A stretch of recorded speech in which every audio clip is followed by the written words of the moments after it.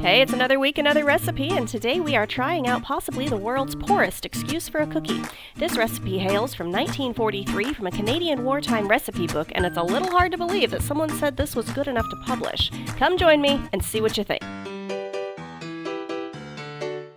Hey everyone, welcome back to my kitchen. My name's Courtney Morris and I cook history's forgotten recipes out of random cookbooks I find, and today's is no exception. So thank you for joining me. If you're new here, I really appreciate you stopping by, and if you are returning, thank you for your support. I hope you enjoy this as much as I will. I hope I will. I hope it's good. So as I was perusing archive.org the other day, as I do, as should you, because it's a really cool website, I found a recipe pamphlet from 1943 from the Crown brand of cornstarch company in Canada. And I had somehow forgotten that Canada was a huge player in World War II.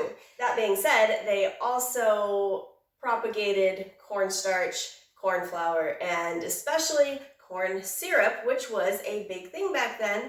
And so all of these recipes that are in there, if they're sweet, they've got corn syrup in there, and I've grown up with knowing corn syrup is absolutely terrible for you. This pamphlet tells us now, if you see over here, you can feed it to babies in their bottles, which cracked me up just a little bit. So today I'm going to try the filled oatmeal cookies from this pamphlet. It seems like all they did was take the white sugar out and replace it with corn syrup, but I have heard corn syrup does make for a chewier cookie. All right, well, let's get to the mixer and we'll find out. Alright, so first things first, it calls for a cup of shortening or lard. I actually have shortening on hand right now.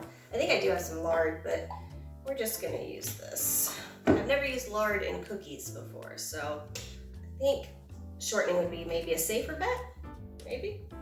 Alright, the next is half a cup of brown sugar. So they did keep some table sugar in here. I really need to get one of those paddle attachments for this, with a spatula on it, because I feel like I always have to scrape the bottom of the bowl just to get it to mix everything. After those are creamed, then we add a half a cup of corn syrup, which I am of the generation that has been told that corn syrup is absolutely awful for you and you should not eat it. Yet it's in everything. At least here in America it is. I don't know about the rest of the world, but it's in everything you buy here, unless you're making stuff from scratch. So this kind of almost makes me a little sick to my stomach. We're gonna try it for experiment's sake. I mean, there was a whole generation of people who drank this out of a baby bottle and lived. I think I'll live. Okay, so now we need to put in 2 cups of rolled oats, which is just basically oatmeal. And then it says cream those together. It smells like shortening. I hope this turns out okay. That doesn't smell very good.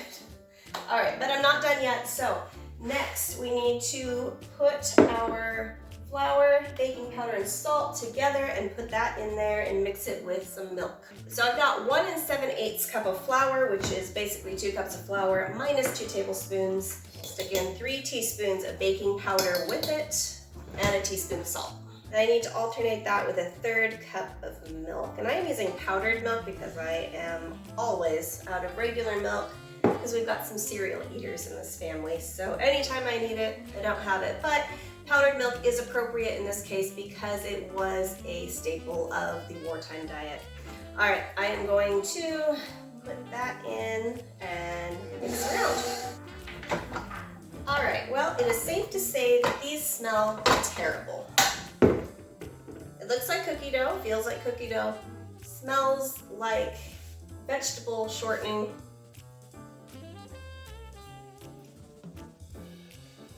Tastes like vegetable shortening. But as I've learned in my years of baking, you cannot judge a final outcome flavor from a non-cooked item. So just because this is kind of gross right now doesn't mean it's going to be terrible in the end. However, this has no cinnamon, it has no nutmeg, it has no vanilla. Maybe it's going to be relying on whatever filling we put in to pizzazz it up. All right, excitement aside, we're going to go chill this until it's fully chilled, and then we'll go put it on our cookie sheet. So stand by. All right, I've got my cookie dough nice and chilled. It's ready to go on the cookie sheet, and I've got my oven preheating to 350 degrees. Now the instructions say to roll into balls and to flatten them, because remember, we're making a sandwich type cookie. And I can't say I've ever had a sandwich cookie in oatmeal cookie form with jelly in the middle, like it's calling for. I think I've had the one with the marshmallow cream in it, I think. Could have been a long time ago, I don't remember. See you back as soon as this is done. If any of you watching are Canadian, could you maybe enlighten me if you know, was Canada rationed just as hard as Britain was? I know America wasn't as stringent, but I don't know much about Canada in World War II, which is kind of a rabbit hole I'm going down lately. But if you have any information on it, that would be awesome to hear what you know or what you grew up with or your perspective on it. Because I think we hear so much about Britain and America that we tend to not hear too much about any other countries during that time. All right, so I've got my cookies rolled and flattened and in relatively the same size and an even number, so we actually have an even number of sandwiches, which would be, well, I mean, devastating if I'd have to eat one, unless it was bad. Then that would be kind of gross and devastating. But all right, I'm gonna stick this in the oven, 350, 10 to 12 minutes, and I will see you back as soon as they're done.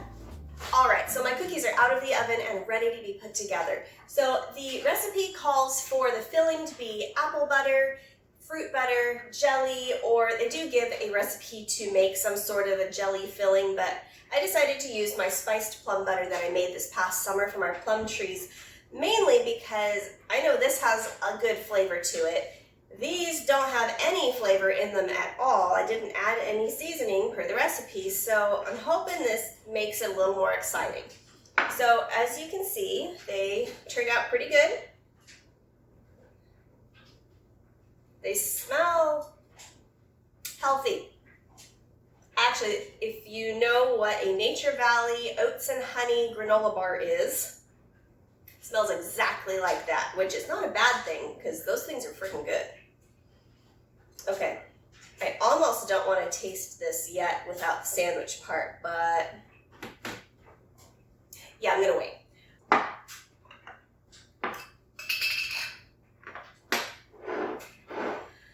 Okay, here we go. I don't know how much you put on. I don't want it to make a mess when I put the top on. All right, we'll put that together. I must say, they look good. All right.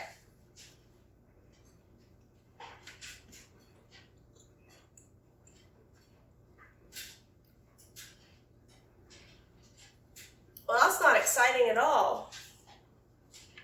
Oh. I thought corn syrup was sweet. I use it in candy for Pete's sake, although it is mixed with table sugar. It's got a crunch to it. It's got a nice texture. It's chewy, kind of squishy. It's got no flavor, aside from oats and shortening. That's it. This plum butter isn't even saving it. Here's my theory right now. Here's what's going through my head.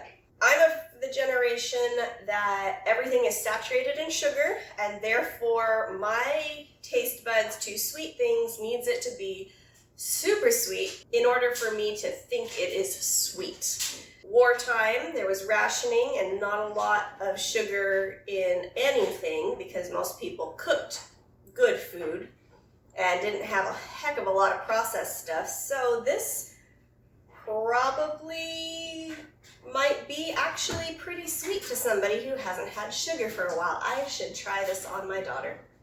She hasn't had sugar in a long time. All right, I just had her try it. She hasn't had sugar in about 4 months because of some digestive issues. And according to her, she can't eat them because they are too sweet. Apparently, I eat too much sugar.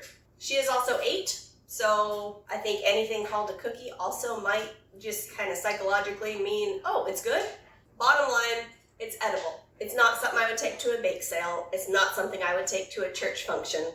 It's probably not something I would make again without altering it. It's definitely gonna make some good chicken food. Oh well. All right, if you've made it this far, thank you so much for joining me. I had a lot of fun experimenting with this, even though it was kind of a little letdown for my taste buds. Oh well, it happens, and that is the beauty of experimenting. And I'm so glad we did, because now I know that I'm not gonna make this recipe ever again.